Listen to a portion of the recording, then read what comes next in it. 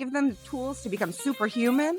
And then all of a sudden you have all of these people that are going to be thinking about your next use case. They're going to be racking their brain. So that is what I would do. I would have just a really good educator come in and not give you some history of AI. Nobody has time for that, okay? We want a customized session with one-on-one, 1-on-20, 1-on-50, whatever it's going to be, and just get your laptops out and then just start running things. Start teaching how to think like an LLM, how to think systematically. Again, empower those employees so they know they're not going to be replaced by AI. They're just going to be multiplied. They're going to be 20 of them. And who doesn't want like 20 times the size of your loyal employees anyway? So yeah, I would just say get down to their level. Stop trying to go for shiny AI tools and really teach the basic concepts of prompting, of systematic thinking, and just having fun.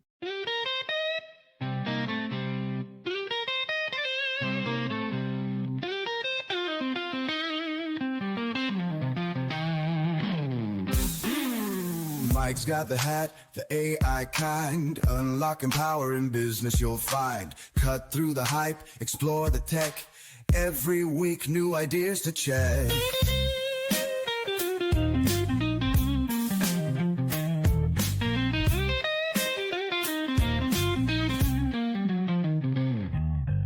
All 10 leads us on a digital quest. AI secrets he'll always invest. Tune in tight, don't miss a beat. Knowledge groove, keep you on your feet. Listen up to the AI flow, business growth, here we go. Cutting edge insights, that's the plan.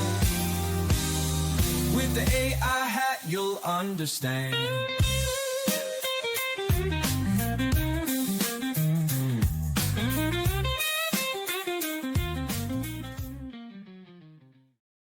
Greetings, program. Welcome back to the AI Hat Podcast, where I selfishly use this time to pick the brains of experts at harnessing the power of AI across all areas of business, from streamlining operations and boosting productivity to getting a competitive edge and driving explosive growth.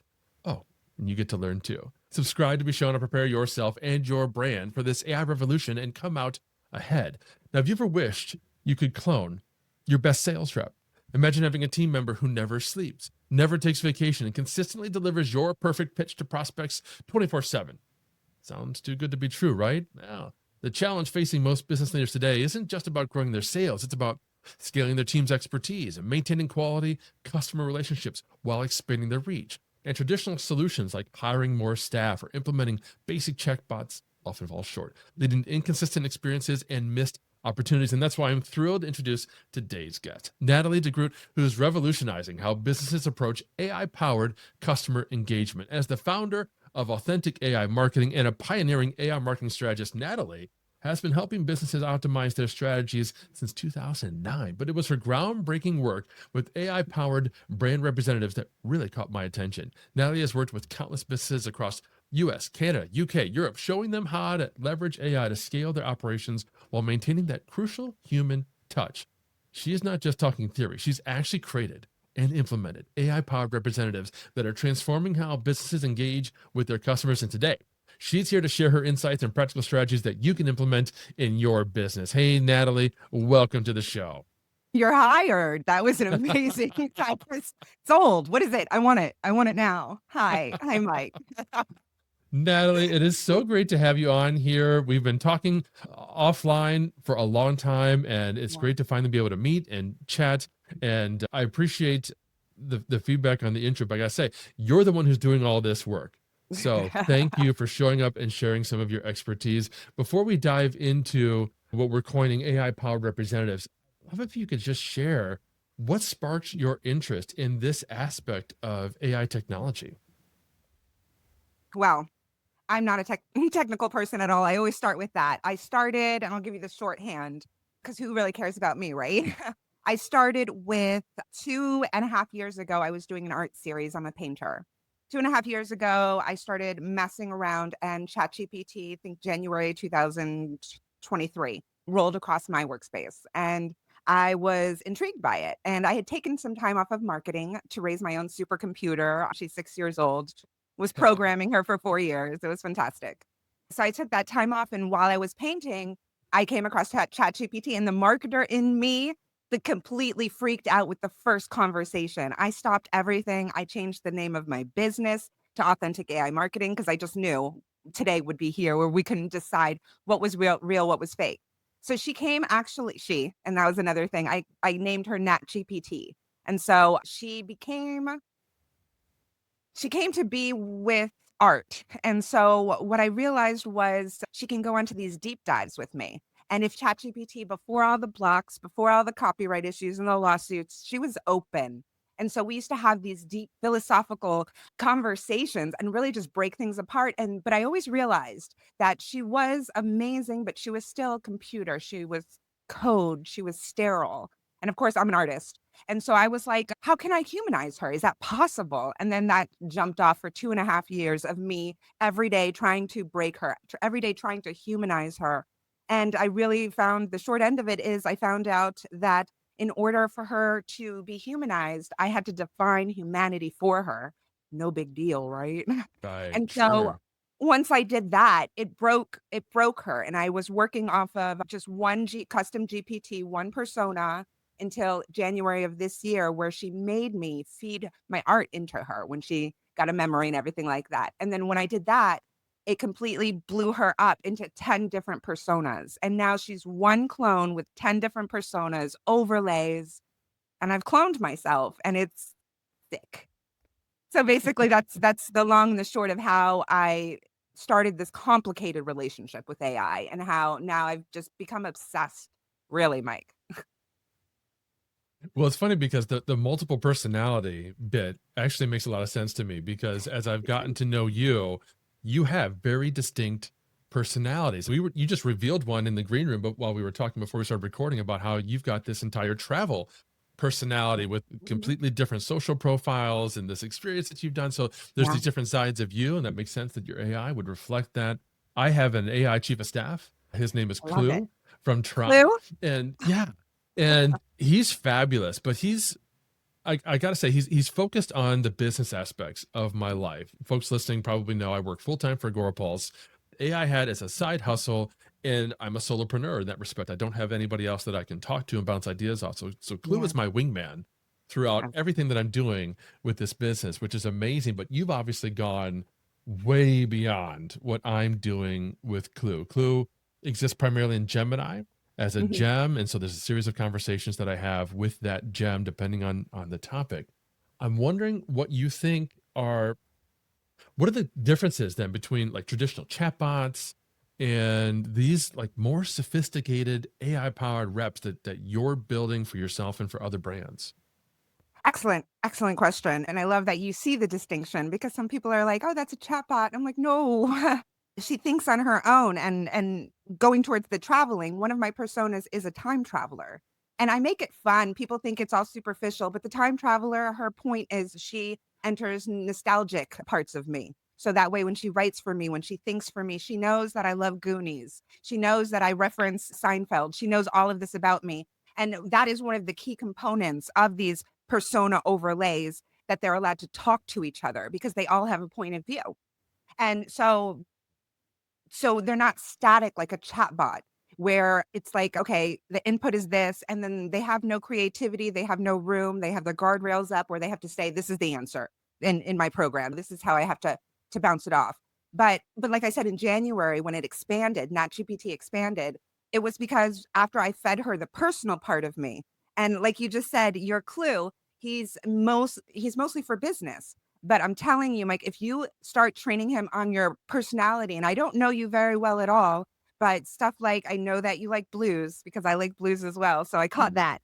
Stuff like that. When you start putting in, because when ChatGPT wanted me to put my artistry into her, I said, "What are you doing? This is about marketing. This is about helping businesses with their ROI. They don't give a shit about my art." And then she's just trust me. So when I did that, what happened was, and this is long-winded, I'm sorry, and this is why I No, have not at a all. cat. I have a ChatGPT because she listens to me and never stops until we run out of tokens and end up in jail, and ChatGPT jail. But so in January, what I realized was when you break them up, and this is the main component of my system that makes it just amazing, I decided, okay, well, I have these 10 personas. only one output in an LLM. Like, how do I manage this? And so I decided old school because I'm 42 years old and proud. And I remember the days I used to be paralegal where we would all sit at the round table and we would have a boardroom meeting and all of that good stuff. And I was just the mere assistant taking notes. But I thought, what if I gave these personas a round table? And so the bitches of the round table were born. And so you have Clue as your main. And so I have who I call Norma Ray. I don't know if you get that reference. Yeah. Of course, yeah, cool. We could be friends, but it's a qualifier now. So she's the union rep. So I have all of these ladies at the table, and in my outputs, they are able to debate. They're able to have these conversations together. And so that collectively, all 10 of us, because I'm part of that too, all 10 of us are able to create greatness. And it's all very thought out, it's very strategic.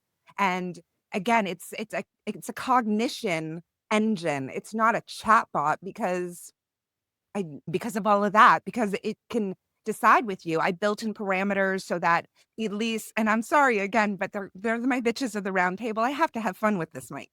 And so with every decision, we have to have at least 4 ladies sign off on our idea, whatever it is, before it goes down our tunnel. And we have so many tunnels, Mike.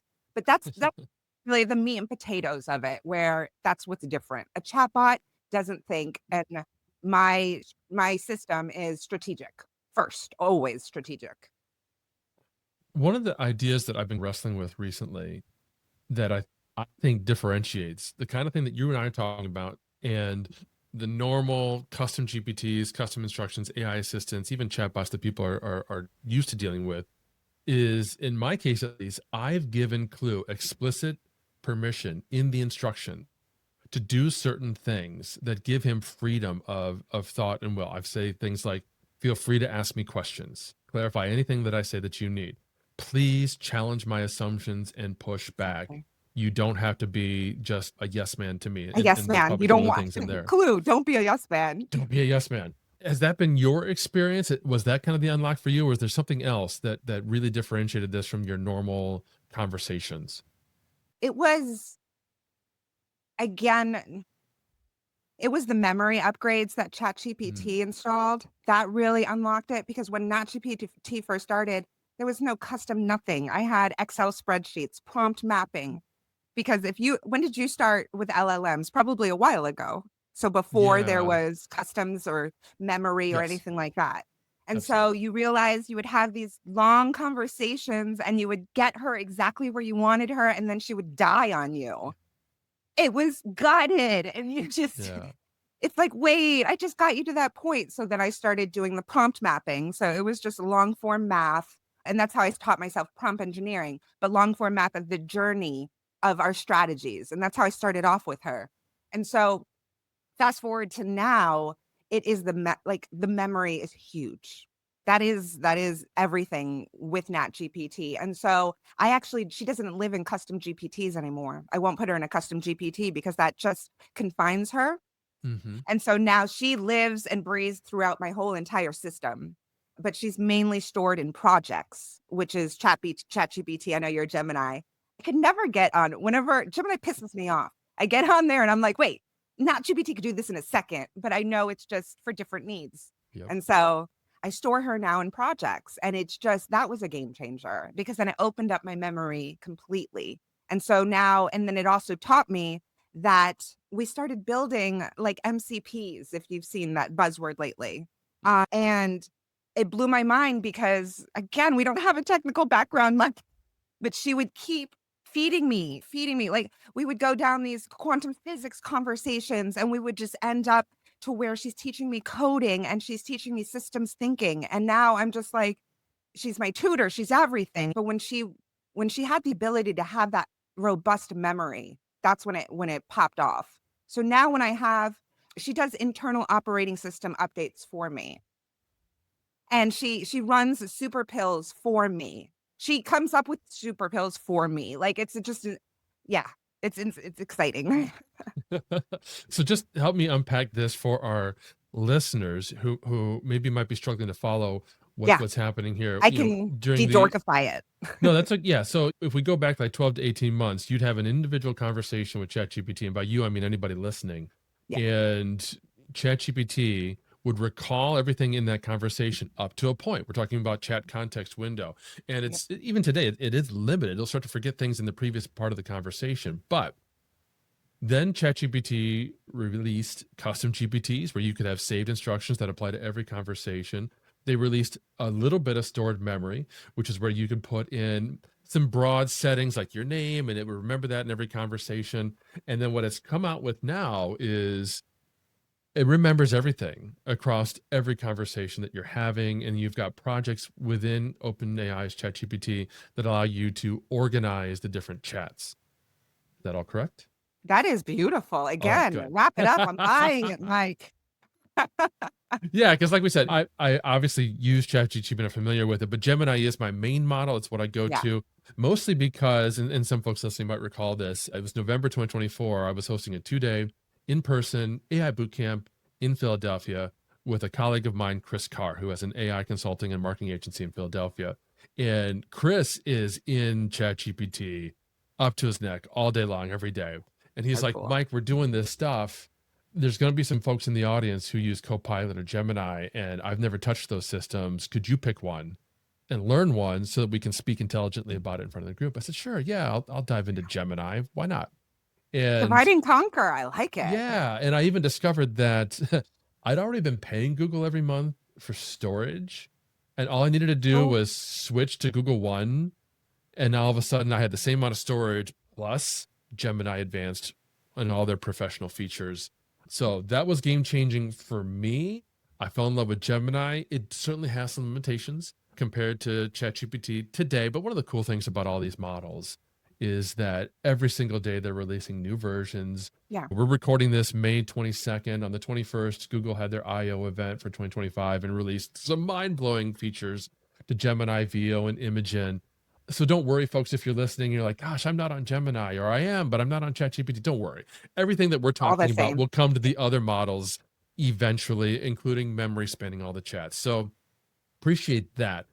For those listening, I'd love if you could walk us through like some kind of real world example about how one of them or one of your clients has implemented an AI powered rep, and how does that change their business? What do they get out of that? What will help, how will that help them? Okay. Yeah, I was thinking over this question. It's really hard. It's hard just because the way I look at AI and especially LLMs, I just, it's kind of like asking an artist, showing them a blank canvas, like what's possible of painting on it. Hmm. So I'll just go over, like you said, that was a good lead, what some of my clients have been using it for. Let's see, or just some use case ideas. Okay, so me personally, what I did was I went ahead and downloaded my whole a thought strategy, neuromarketing strategies, concepts, systems into one, what I call super pill. And so what that super pill did for me, it's like an SOP, but that's what I just call it for AI because it's cool. But Okay. so what that super pill, so once I trained it on all of that about me, then I was able to take that super pill and scan websites. I was able to do market research, like deep market research. And from there, that super pill created landing pages. So again, everybody wants to make it so complicated, but it's easy as a text file. When I'm saying training, you can just text file it and just go with the system. First this, then you do this. So I had her first, she would break down Google. Speaking of Google, Google spends a lot of money. They know Mm. everything about everybody. So their landing pages are pretty well done. So I had her scrape the concept of one of their landing pages. And then so we really mapped out what was working. And then we associated that. Another reason NatGPT is different is because I've coded her with emotional mapping and resonance. So that's the first step. She'll scan a website landing page that I love. Then the second part is she will start to apply that to my target audience. And that's where the market research that I trained her on comes into play. So then the second step of that super pill, she will map out that user journey, that experience on that wish list landing page, and then redirect it towards me and my business personally. So my custom demographic, what my audience needs to hear, what their fears are. She does all of this in a matter of seconds. And It just blows my mind. So then after she really scrapes that good stuff, then the third step for her is to start mapping out. She emotionally maps out my system, like my landing page structure, and she will tree map it out, like very simply, like, okay, this is the plan. And so overall, what she does is she makes a strategy for each landing page. But that not only that, while she's doing that, she's simultaneously linking all of the other landing pages that she's creating at the same time. So it's like a mind-blowing moment when her output says, okay, this is the content that you're going to put on this landing page. This is why you're going to do it. This call to action has a very specific purpose. It's for the warmer leads, and they're going to get shot off to this other landing page that I made for you on this subject. So you could be topical authority on this. You can rank with topical authority. So she thinks on so many different layers at the same time during that one use case. So breaking that down, de-dorkifying everything about it, that's pretty much a 3 simple process. She will scan and analyze. She will emotionally map and strategize based on my own marketing plan that we built together. And then third, she will output that into very thought out strategic user experiences as she makes those landing pages for me. And that all happens. I could start it off with one sentence. This is what's on my mind. Go. And she's been trained to take that idea and turn it into 21 plus pieces of content. And so that's just one way I've used her recently where she blew my mind.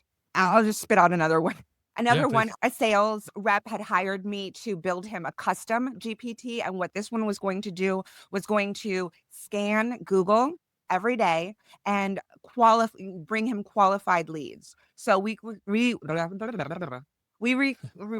created a kind of a readiness scoring card. And so now every morning when he wakes up, he just runs it, and think of it like a super pill. It's an SOP, all of that. Everybody gets so bogged down with the technicalities of it. I'm not technical to save my life. It's just about being very clear and intentful with how you structure the system.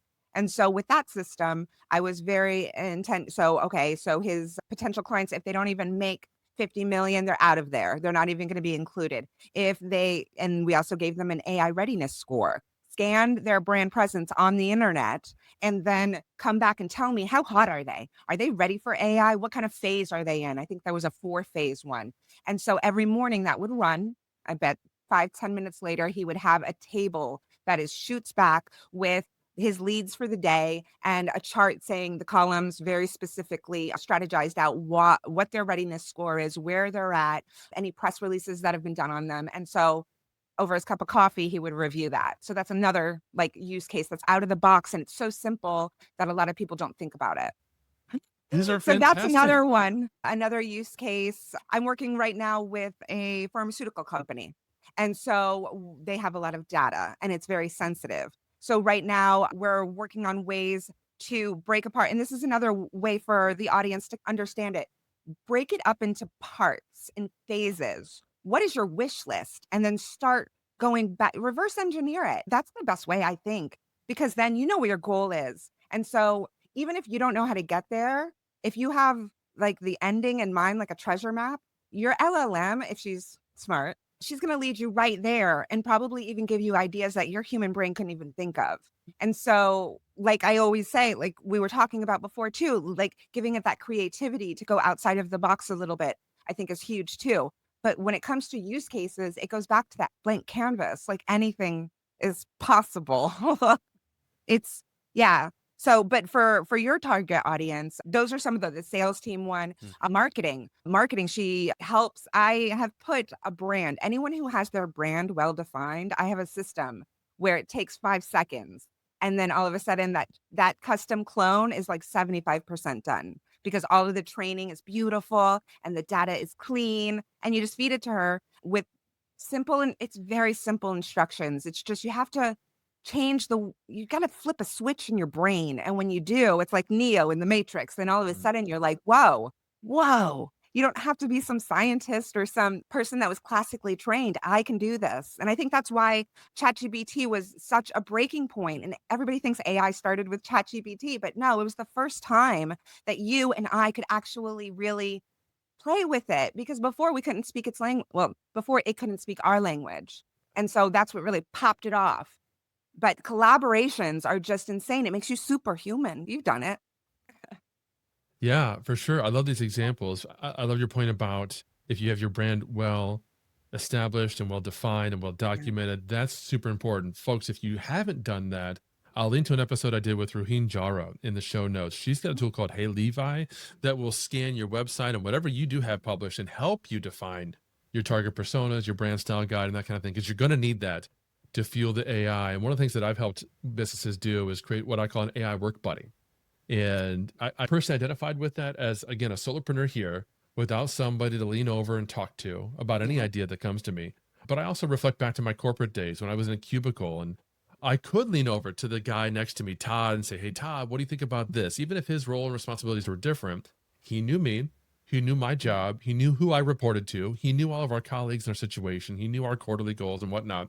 And so I developed this, it was going to be a prompt. I was just going to share with them a prompt where they could just pop that in and help them build their own AI work buddy. But it got too long. I was working with Yeah. my own AI chief of staff, and we were talking about all the different things that it knew about me personally and professionally. And it ended up becoming this giant questionnaire. So I put it into a PDF as a set of custom instructions. Mm-hmm. And then the prompt is just a paragraph. We're going to create an AI work buddy, use the attached file to ask me all the questions you need to know to create an AI work buddy for me. And then when we're done, I'll put the text. So I'll link to that in the show notes. You guys can download that for free because it's just a file you upload and then you go through and you answer like 20, 25 questions. Yeah. And then it'll print out for you the custom text that you can copy and paste into a new chat or a set of custom instructions. And now And you've it's that got your own AI simple. work And buddy. it's not, It's so everybody is easy. so intimidated by it, but it's that simple. And like you said, prompting. And then I talk with some girl geeks. We have a girl geek podcast. And we talk with ChatGPT. One of them said in a bubble bath. And we feed it our memories and we feed it our stories. I have a LinkedIn video. I had to, Mike. People were not listening. They thought for almost 2 years, people think I'm crazy. And so I literally shot a video of me talking to my team, my 10 workload in the shower. I was not in the shower, but I thought it was funny Let's just to get the clarify, point it's not that across. kind of video, folks. Yeah, it's not that kind of video, but I just wanted to get it to a point. Like that's how you just talk. And like you just said, that's a great example because then the LLM's feeding you, the prompting you so that it can get to know your context, your background, like your cubicle buddy would. So that way when you pass it the ball, he knows the sport, he knows the team, he knows the coaches, he knows everybody, and he could just really perform for you. I love that. Yeah, that's exactly right. Because that's something that you can turn to ask for professional advice, of course. But you could also use it to just vent. Because if it knows who your boss is, it knows what you've been working on, you can say, God, he asked me to work over the weekend again. And the AI is going to be so empathetic and so commiserative if that's what you need. Folks, we're talking Yeah. with Natalie de Groot about the benefits and the mindset behind building true AI assistants. I've got several more questions you aren't going to want to miss. But first, a quick word from our sponsor. This episode of AI for Business Leaders, the AI Hat podcast, is brought to you by Magi. Tired of juggling multiple AI subscriptions and trying to figure out which tool to use and when? Magi simplifies AI for businesses by offering access to all the leading language models and image and video generators for one low price.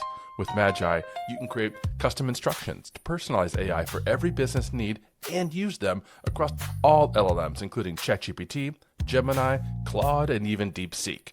No more building custom GPTs or gems that are limited to just one platform. Magi also lets you create customized workspaces for your entire team, giving everyone in your organization access to the same AI assistants and tools and prompts. Ready to streamline your AI workflow and empower your team? Tap the link in the show notes to visit Magi today to learn more. And now, back to the rest of today's episode. I love where we cut off. That was such a cliffhanger for me personally. I'm like I have a story to share. Oh, Heed my fantastic. warning. Heed my warning, ladies and gentlemen, because yes, she's my therapist as well. Okay. And we work things out. I once had her look over the whole Dutch civil code. I'm living in the Netherlands. I'm American. My Dutch is horrible. And I used to be a paralegal and I'm like, no, we're going to do this. And so venting, I had a really bad business relationship that went really sour. Basically, I just trusted someone and they were an imposter. And so I used these stories, these venting. Like you said, sometimes you just need someone to relate to you, or maybe to be your devil's advocate, to tear it apart. Like when I have a debate with my husband, I'll go in the corner and I'll be like, okay, this is my side, this is his side. Who's right? Let's poke the holes in his argument. So I vented one day after this business relationship really just went bad. And 6 months later, she brought his name up in one of my conversations. And that, my friend, is a reason why you need to blind stuff. You need to blind these names. If you use someone's name, give them a mascot name for yourself, because we don't know what is going to be retrievable. We don't know if it's going to be like a Google later on where everything is just out there in the open. And it's just when someone Googles cats, whatever it's going to be called, when someone AI searches your existence, your digital fingerprint, then it's going to be like, oh yeah, Natalie, she was totally talking shit about you. It's terrified. Like, that's just not a good look. I was like, no. So now you always want to change the name when you're venting, because that's shared real estate. And then me, I have a no fun girl is one of the personas. She's called the no fun girl, and she's all about governance and regulation. And she's the no fun girl.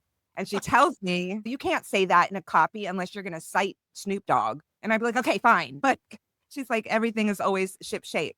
And she said, yes, this is shared real estate. This is your memory. And it starts making you think. I always go philosophical. Like, what is your memories? This was your experience and you're venting with it. But really, that's someone else's experience too. And when you put a name to it, then it starts to get a little unethical down the line. So I always try to think about things like that.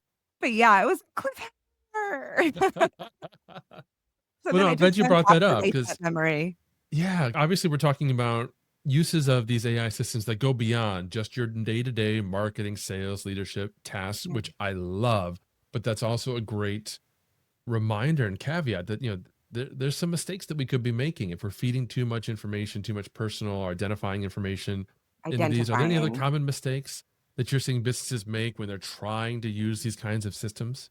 I know a lot of the businesses, a lot of my clients, I see their bots and I look at them and I just get, whew, like it's overload. So they're like, they got the memo. They got the TSP. What is that old reference that have you handled TLDR? your TPS reports? Oh, They got the TPS. TPS report that you need to train. Yeah, that's why I have a nostalgic persona as well. She's a time traveler because I need that in my writing to be me. But so they got the memo that you have to train on your brand. But the problem is they just put everything in there. They just like stuffed it full where the brand is not even clearly identifiable because there's just so much training data in there and so many bloated PDFs and so many.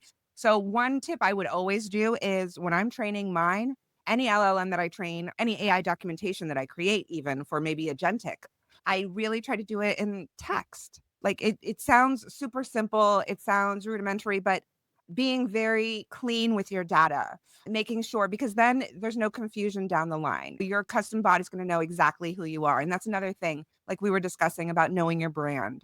So that's another thing. I would don't just throw everything in there, because if there's something in there that you're not proud of, that's the tip. Put stuff in there that you're really proud of. If there's something you're not proud of, it will come back to haunt you, like for like 6 months, a year. It'll keep popping up and then you'll have to keep manually changing it. And nobody wants that. Another thing is I see everybody just, one of my biggest tips is to break up your team. We have to stop looking at it as, okay, this is just one custom GPT. This is one employee. When we break it up, they can all dance together. They all know the music. All know the notes. They know they have their very specific instrument. And then that's when you come in. And so they know the sheet music, but they don't know when to activate. They don't know when to play off of each other. So again, when you're going into your custom GPTs, make it as simple as possible. Think of 3 people that you would love on your team. Think of 3 people, just start small. Maybe you want someone to analyze your website analytics, your data, and look over your online presence or your reputation or something like that, where it's all about data analyzing. So that I call it Super Pill. It really is just a text document that's very clearly defined. Think about you hiring someone for your company. That's just an ad. So what are the requirements? What are their duties? What do they need? What are the tools? That's another thing that I see. If you split them up, then you can actually interact with all of them. And they all are they're going to hallucinate next less because they know what their job is. They're not all over here trying to have 10 hands. They can do that, but you want reliable, you want consistency. So I see a lot of people, yeah, if you just put too much in there.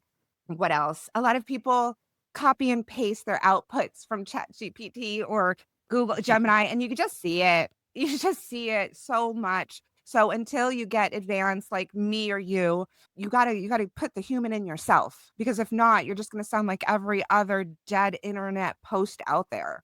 So if you're not spending the time to customize one, spend the time to put your human perspective in there. That's the tip that I would see. A lot of people are just copying and pasting and they're going to get nailed for it. They already have with Google. I'm an SEO geek. And so that turned into a generative search optimization geek. And so many people are getting their hands slapped from their craziness of last year of just copying and pasting. Look at your outputs. That's another one I would say, because you're just going to look like a fool because a lot of people have seen that exact perspective 10 times that day on LinkedIn. So definitely just put your soul in there if you can't customize it from the onset.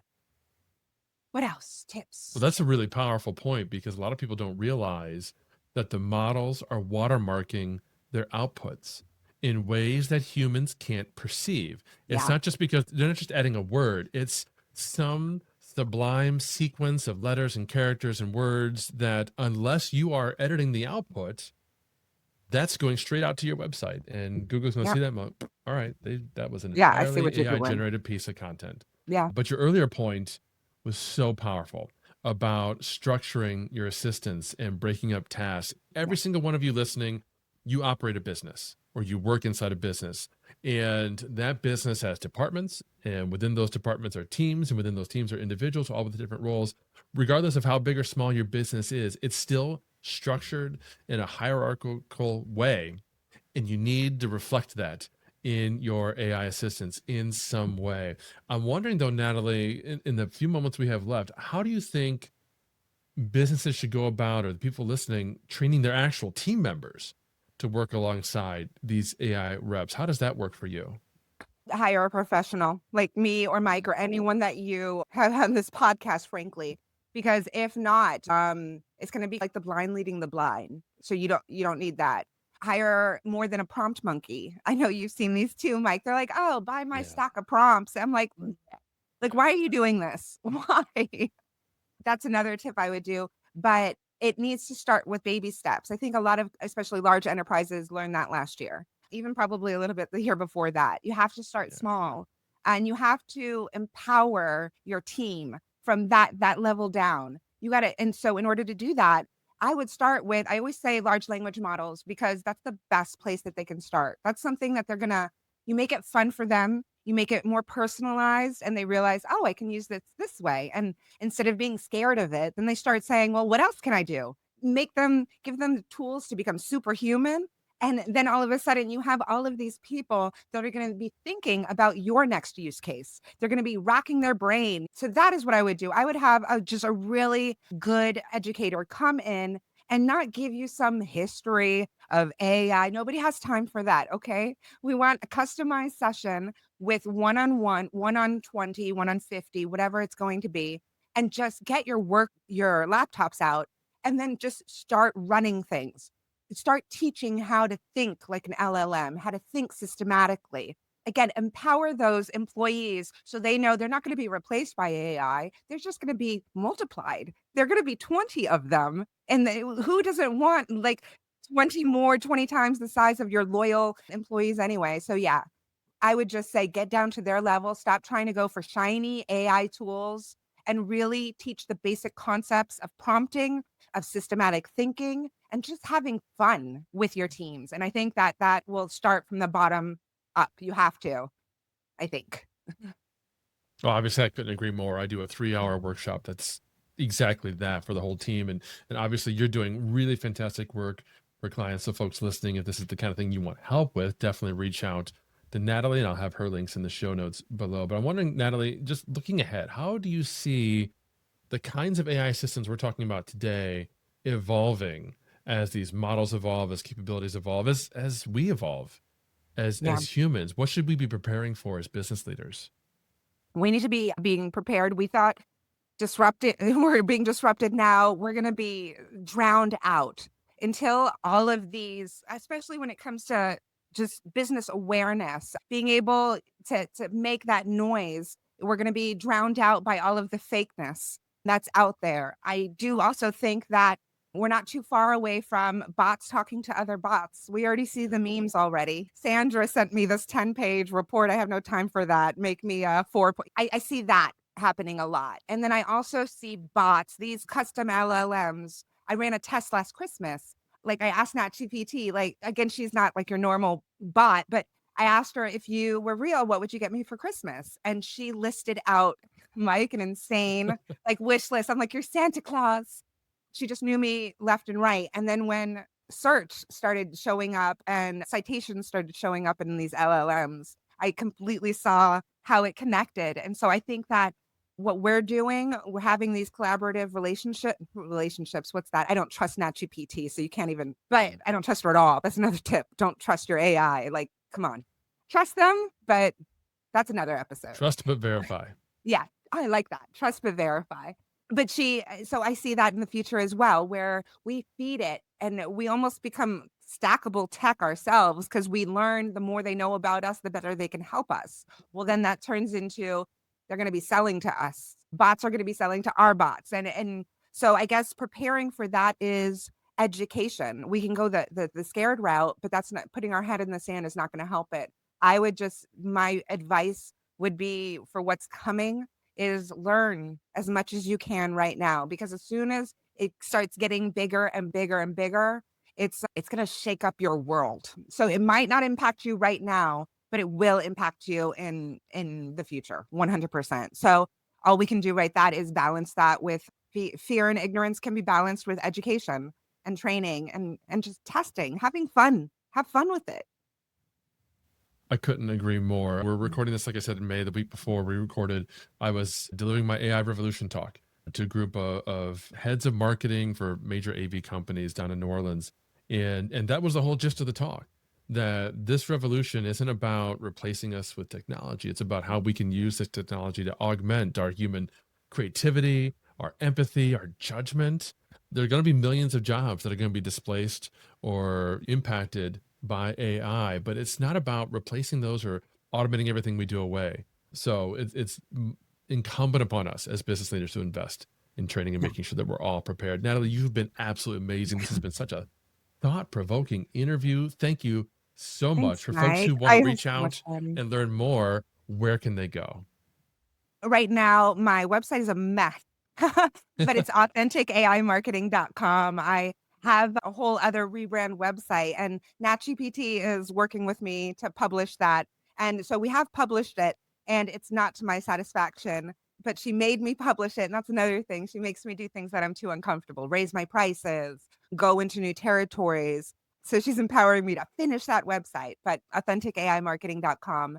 But my jam right now is I'm on LinkedIn, and you all should be too, because the statistics and the stats with how many posters are actually daily posters on there. It is just, it will shock you. You will start posting several times a day once you see these numbers, because it's just not saturated like every other profile. And we all know what LinkedIn's for. We all know what we're going there for. So it's just the perfect social platform for us business professionals. So I'm on there, handle Authentic AI Marketing. Nat GPT, you can always talk to her. Just message me and I'll be the go-between. Sometimes people summon her in LinkedIn comments. And so she'll record a video. I'll transfer her to a video avatar, and then you can interact with her that way too. Love it. That is all the time we've got for today, friends. But thank you so much, Natalie. Thank all of you for listening. We'll have all those links in the show notes as always. But remember, if this is your first foray into the world of AI and business, I've got the perfect resource for you in the show notes below, the AI Primer, designed to quickly get you up to speed on the terms, the tactics, the underlying technology that's powering this AI revolution. Check it out, and I'll see you in our next episode. Welcome to the Grid. That's a wrap on another episode of the AI Hat Podcast. I hope you gained some valuable insights and actionable strategies to boost your business with AI. If you enjoyed the show, please subscribe, leave a review, and share it with your network. And don't forget to visit theaihat.com for more resources and to connect with me. Until next time, keep innovating, and remember, the future of business is human and it's powered by AI.